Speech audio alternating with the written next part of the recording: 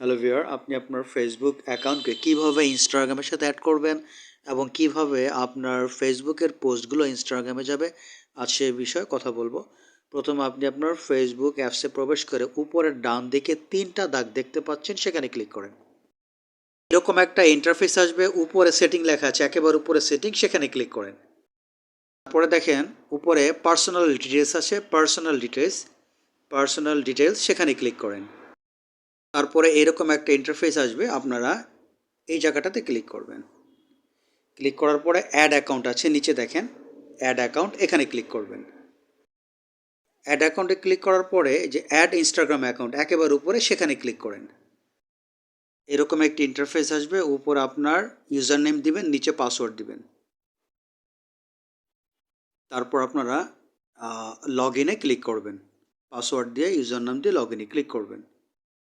তারপরে এইরকম একটা ইন্টারফেস আসবে, কনফার্ম অ্যাকাউন্ট লেখা আছে নীল দাগ, ওখানে ক্লিক করেন।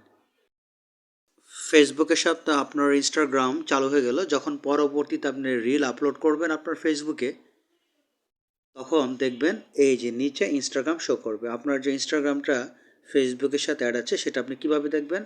উপরে যখন আপনি কোনো রিল টিল দিবেন, রিল টিল দিলে পরে আপনি এরকম একটা দেখতে পারবেন যে এখানে ইনস্টাগ্রামটা দেয়া আছে। আশা করি ভিডিওটি বুঝতে পেরেছেন। আজ এ পর্যন্ত। আল্লাহ হাফেজ।